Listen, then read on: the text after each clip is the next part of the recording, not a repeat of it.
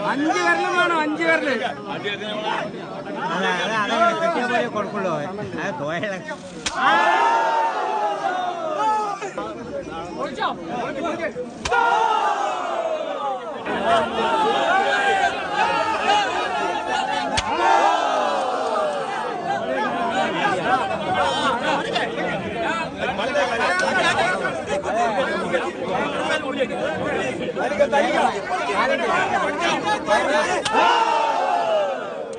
ഇത് വളരെ പഴമയായിട്ടുള്ള ഒരു ചടങ്ങാണ്.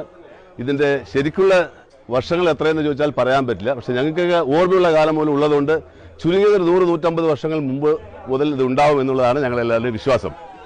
ഇതിൻ്റെ പുറകിലുള്ള മുഴുവൻ ഐതിഹ്യം എനിക്ക് പറയാൻ പറ്റുന്നില്ലെങ്കിലും കുറച്ച് അറിയപ്പെടുന്നത് എന്താണെന്ന് വെച്ചാൽ പോർ വീരന്മാരായിട്ടാണ് പല്ലശ്ശനയിലുള്ള നമ്മുടെ സമുദായ ആൾക്കാരെ അന്ന് കണ്ടിരിക്കുന്നത്.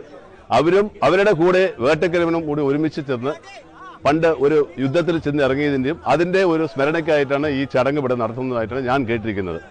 അതല്ലാതെ വേറെ പല ഐതിഹ്യങ്ങളും ഇതിനകത്ത് ഉണ്ട്. പക്ഷേ പൊതുവെ അറിയപ്പെടുന്നത് അങ്ങനെയാണ്. വേട്ടക്കരമനും 99 നായന്മാരും എന്നുള്ളത് പണ്ടുപോലെ പറഞ്ഞു കേട്ടിട്ടുള്ളൊരു കാര്യമാണ്. ആ ഒരു ചടങ്ങിൻ്റെ ഭാഗമായിട്ടാണ് ഈ ഔട്ടത്തലിനെ ഞങ്ങൾ പല്ലശ്ശനയിൽ ഇന്നും നടത്തിക്കൊണ്ടുവരുന്നത്.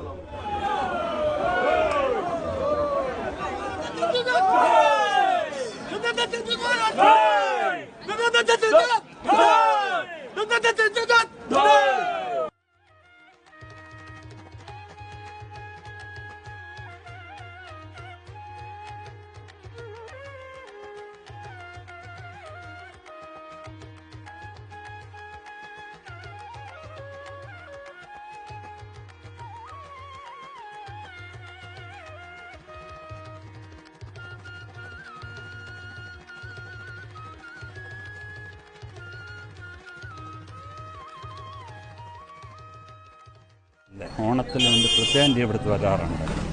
അതെന്താ വെച്ചാൽ ഞങ്ങൾക്കത് ഒഴിവാക്കാൻ പറ്റില്ല. ഞങ്ങളുടെ രക്തത്തിൻ്റെ ഒരു ഭാഗമായി മാറിയിരിക്കണം ഈ ആചാരങ്ങൾ. ഞങ്ങളത് തുറന്നുകൊണ്ടേയിരിക്കും.